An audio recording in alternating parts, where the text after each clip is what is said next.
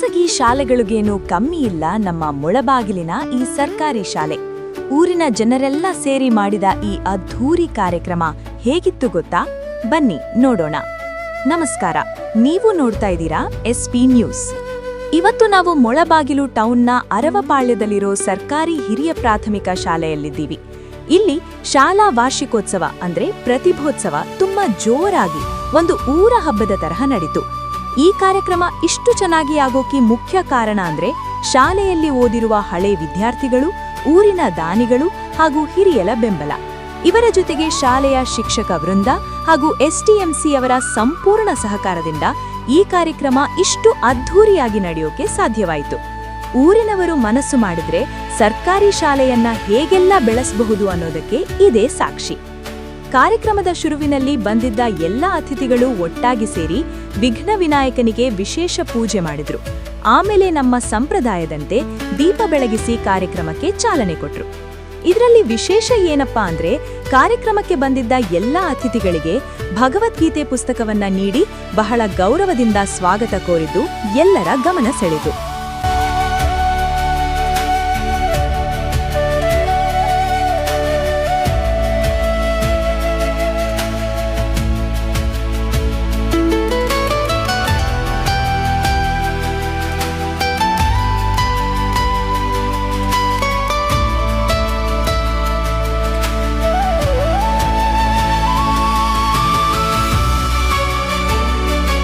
ಇದೇ ವೇದಿಕೆಯಲ್ಲಿ ಓದಿನಲ್ಲಿ ಮುಂದಿರೋ ಮಕ್ಕಳನ್ನ ಪ್ರೋತ್ಸಾಹಿಸಲು ಎಲ್ಲಾ ಕ್ಲಾಸ್ನಲ್ಲಿ ಅತಿ ಹೆಚ್ಚು ಅಂಕ ತಗೊಂಡಿರೋ ಮೊದಲ 3 ಮಕ್ಕಳಿಗೆ ವಿಶೇಷ ಬಹುಮಾನ ಕೊಟ್ರು. ಪ್ರೈಸ್ ತಗೊಂಡ ಮಕ್ಕಳ ಮುಖದಲ್ಲಿ ಖುಷಿ ತುಂಬಿತ್ತು. ಬಂದಿದ್ದ ಎಲ್ಲ ಅತಿಥಿಗಳಿಗೆ, ಅಪ್ಪ ಅಮ್ಮಂದಿರಿಗೆ ಹಾಗೂ ಮಕ್ಕಳಿಗೆಲ್ಲರಿಗೂ ತುಂಬಾ ಚೆನ್ನಾಗಿ ಅಚ್ಚುಕಟ್ಟಾಗಿ ಊಟದ ವ್ಯವಸ್ಥೆ ಕೂಡ ಮಾಡಿದ್ರು. ಒಟ್ಟಿನಲ್ಲಿ ಹೇಳ್ಬೇಕಂದ್ರೆ ಶಿಕ್ಷಕನ ಶ್ರಮ, ಮಕ್ಕಳ ಪ್ರತಿಭೆ, ಊರವರ ಪ್ರೋತ್ಸಾಹದಿಂದ ಈ ಸರ್ಕಾರಿ ಶಾಲೆಯ ಕಾರ್ಯಕ್ರಮ ಯಾವುದೇ ಪ್ರೈವೇಟ್ ಶಾಲೆಗಿಂತ ಕಮ್ಮಿ ಇಲ್ಲ ಅನ್ನೋ ಹಾಗೆ ನಡೀತು. ಶಾರದೆ ದಯ ಪಾಲಿಸು, ಈ ಬಾಳನು ಬೆಳಕಾಗಿಸು. ಹೇ ಶಾರದೆ, ನಾಟ್ಯ ಅನ್ನೋದು ನಾದಾಂತರಂಗ ತಾರೆ.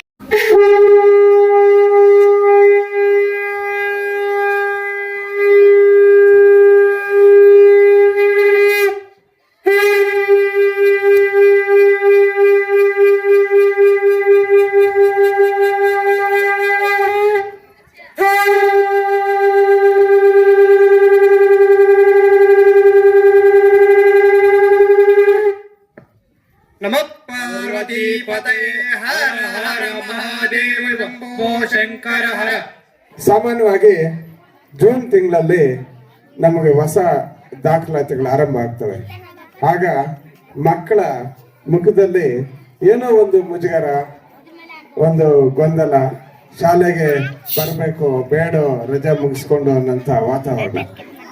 ಆದ್ರೆ ವರ್ಷದ ಕೊನೆಯಲ್ಲಿ ಇವತ್ತೇನು ಶಾಲಾ ವಾರ್ಷಿಕೋತ್ಸವನ್ನ ಇಷ್ಟೊಂದು ಅದ್ದೂರಿಯಾಗಿ ಮಾಡ್ತಾ ಇದ್ದೀವಿ, ಈ ಸಂದರ್ಭದಲ್ಲಿ ಮಕ್ಕಳಲ್ಲಿ ಜ್ಞಾನ, ವಿದ್ಯೆ, ಇದರ ಒಂದು ಗುರುಗಳ ಒಂದು ಸಂಪರ್ಕ, ಇವೆಲ್ಲದರ ಫಲಿತಾಂಶವಾಗಿ ಮಕ್ಕಳಲ್ಲಿ ಒಂದು ಹೊಸತನ, ಸಂಭ್ರಮ, ಸಡಗರ, ಹಾಗೆ ಅವರಲ್ಲಿ ಒಂದು ಭವಿಷ್ಯದ ಬೆಳಕನ್ನ ನಾವು ಜ್ಞಾನದ ಒಂದು ಸಂಪರ್ಕದಿಂದ ಕಾಣ್ತಾ ಇದ್ದೇವೆ.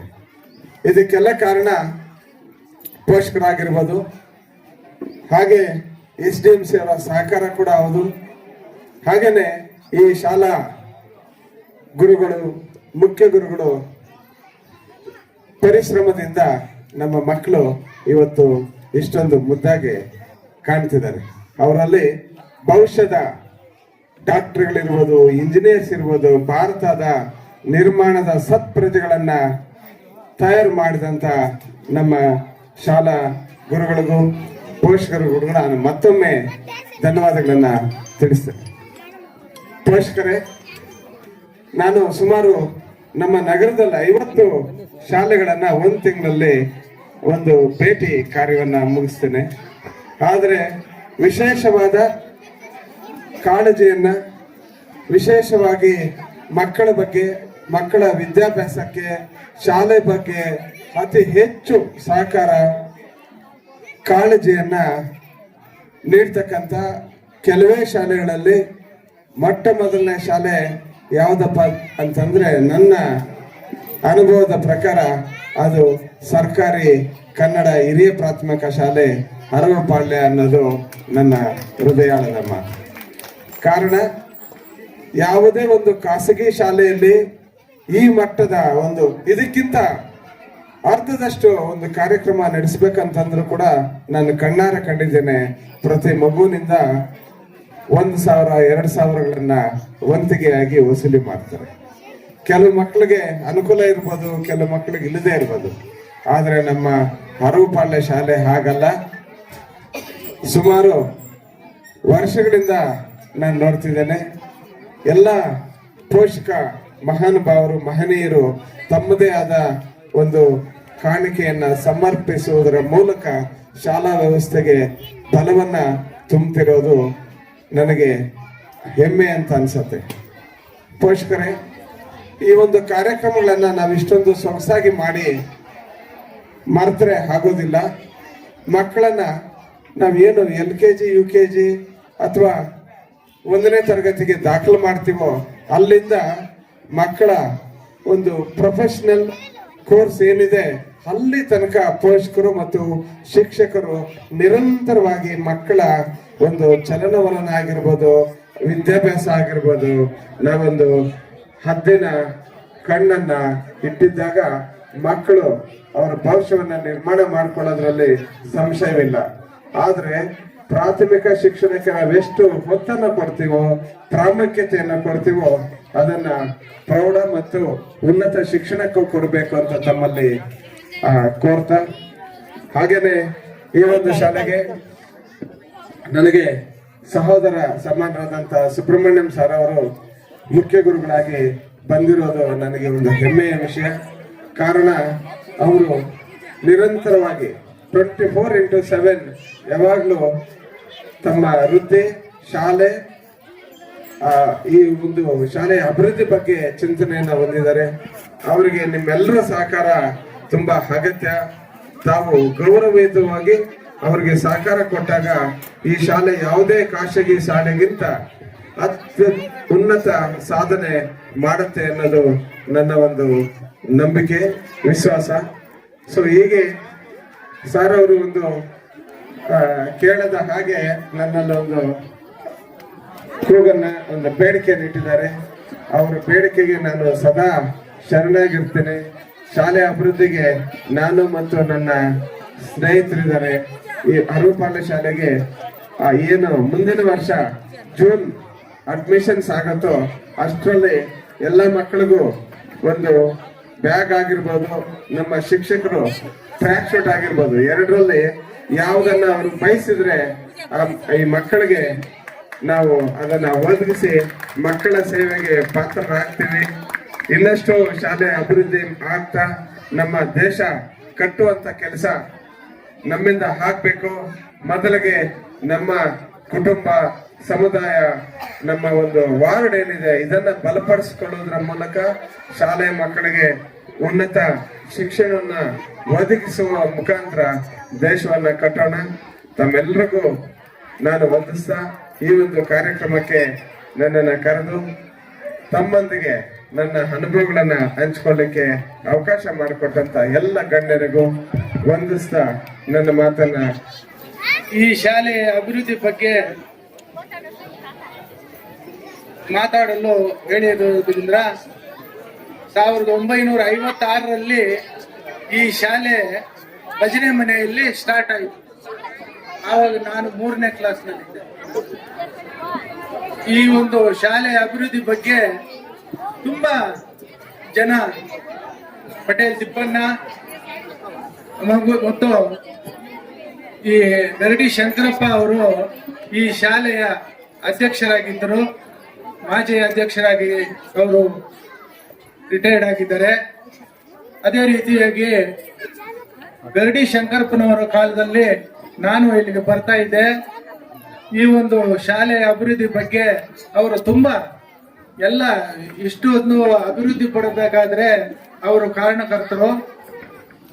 ಯಾಕೆಂದ್ರೆ ಎಲ್ಲ ಶ್ರೀ ಕ್ಷೇತ್ರ ಧರ್ಮಸ್ಥಳ ಅಲ್ಲಿಂದ ಒಂದು LKG UKG ಪ್ರಾರಂಭ ಮಾಡಬೇಕು ಅಂತ ನಾವೆಲ್ಲ ಇದು ನನ್ನನ್ನ ಸಂಸ್ಥಾಪಕ ಅಧ್ಯಕ್ಷರನ್ನಾಗಿ ಮಾಡಿದರು.